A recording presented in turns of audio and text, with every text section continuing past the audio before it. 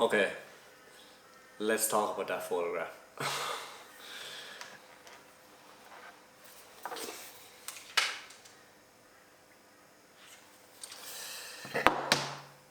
So, a lot of you probably know the story, the backstory to this image. I was on a trip in Tasmania, it was my last night.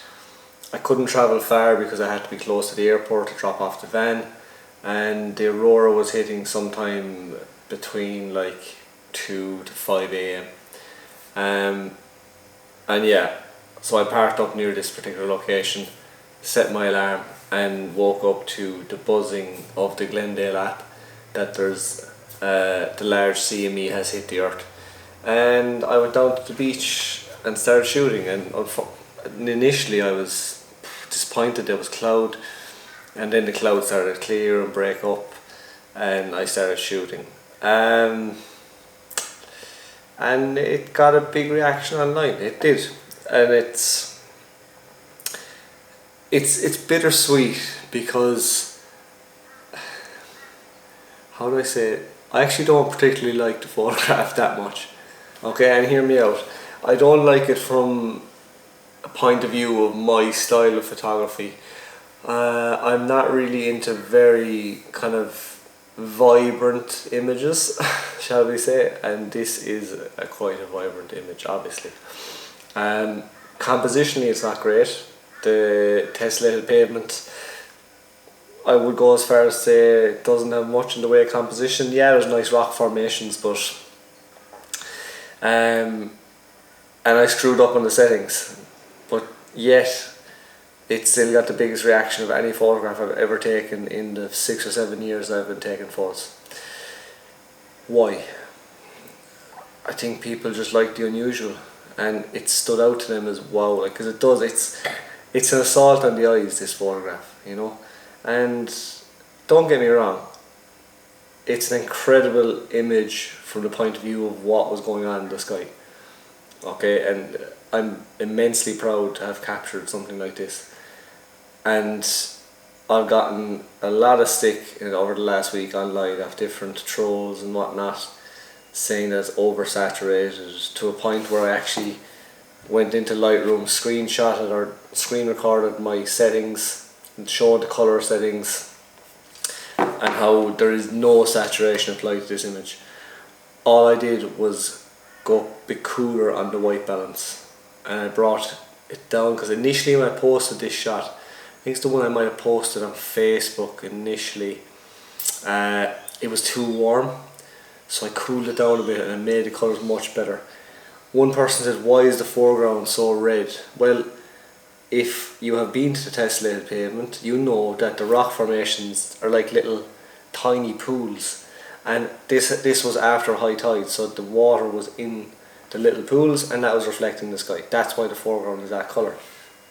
If you look closely at the image, you'll see that I tried to desaturate the clouds, which wasn't easy to do while making it look a bit natural. So like on the right hand side, the clouds there, they were actually glowing red. I'm not making that up, they were glowing bright red. And trying to control that, and it was just a mess to try and edit this image, which is I think why I put it out so early. And I don't usually put images out this early, and as in like 5 hours after I shot it, it was online. But I kind of looked from the point of view of, and I didn't know this at the time, I didn't know it would blow up this quickly, but I knew that because we were in the southern hemisphere, and I could be wrong here, I could be wrong, because we were in the southern hemisphere and we are ahead, so this was 4 a.m. Saturday morning, and which would have been Friday night 6 p.m. So I knew that like a lot of the news and stuff that day would be about this Aurora show, which happened a couple of hours beforehand, and possibly these were the first images to come out from that Aurora show, if that makes sense, because it was the daytime.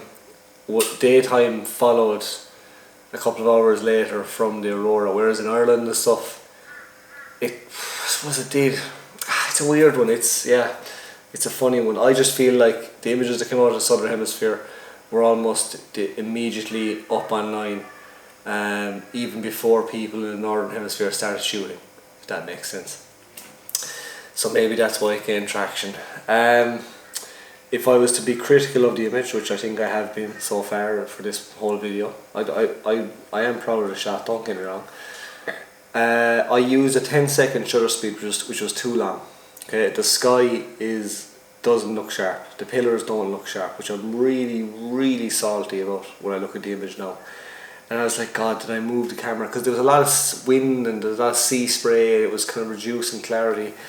And I was like, did I kick the tripod or something? But my foreground is tack, like it really is very sharp. So it's to do with my settings. I was shooting at f4, so then I was worried about my exposure. Was I getting enough light? And in hindsight, because this Aurora was so strong, I honestly could have dropped my ISO to like 2500 or 3200 even, and used like a 6-second shutter speed. And that would have given me crisper pillars, because the Aurora's moving, like, so we all know as photographers, if something's moving, it's going to be blurred with a longer shutter speed.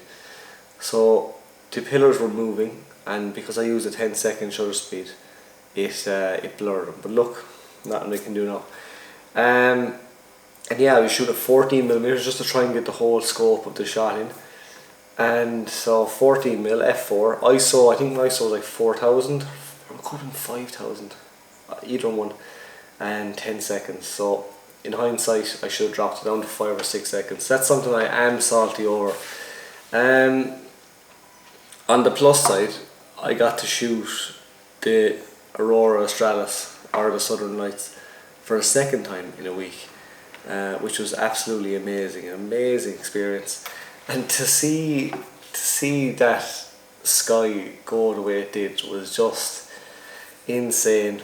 And then the news started. So I was in the airport.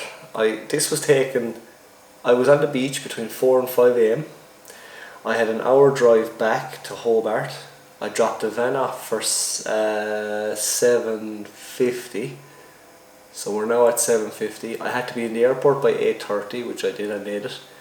And next thing the phone started going. I posted it to Twitter. I posted it to a Facebook group. And next thing I went back on Twitter and it nearly exploded. Next thing Messenger started, and I got messages from different news agencies. I done 4 interviews over the phone in the airport. My flight was delayed by 5 hours, but we didn't know at the time because it was so foggy, and the flight kept getting delayed. And funnily enough, that actually worked in my favour because I was able to do these interviews over the phone and chat to these different news agencies. A lot of big agencies asking me to use them, and I started asking for money. I genuinely asked for, I was like, no, you can't just take my image and use it and credit me. And a lot of them got back to me and said, no, it's okay. So that was just me standing my ground. And then other crowds like ABC News, Sky News had it, 9 Gold Coast, a couple of papers in Hobart. I just chatted to them and gave them a few words. I was on a radio station in Adelaide 2 days ago. So yeah, it went pretty viral. I was kind of thinking, like, why couldn't one of my nicely composed, perfectly sharp images go viral? But again, I think people, especially people who aren't into photography, they like the unusual. I can imagine a lot of photographers looked at this image and did not like it. They probably thought it was oversaturated.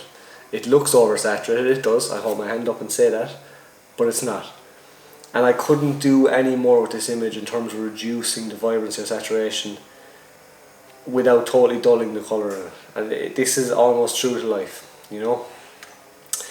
So yeah, that was the photograph. I mean, again, if I was being very critical, these clouds here, I tried to reduce the saturation with a radial filter. The sky doesn't look sharp. My foreground is tack sharp, but it's just one of those shots where it's almost like a documentary shot. I just took it and posted it. So I kind of felt like I was almost like a photojournalist, you know, like capturing an event and just throwing it out to the editor. No exposure blending. It felt nice to not have to exposure blend and bracket and do all these kind of focus stacking and all that stuff. I just took the photograph of this natural event that was happening and I sent it away. And that's something that part of me is really longing in my photography. I'm kind of getting bored of the tripod and the perfect compositions and the perfect exposure. I want to start photographing on the run and gun, the unusual, the different, quick, just taking photos. So that's kind of, when I look at this image, that's kind of what I think, you know. So yeah, that's the photograph. I have lots of footage from Tasmania coming up. It's just getting time to edit it now and put it into a video for you guys to watch. So yeah, I just wanted to jump on and talk about this photograph.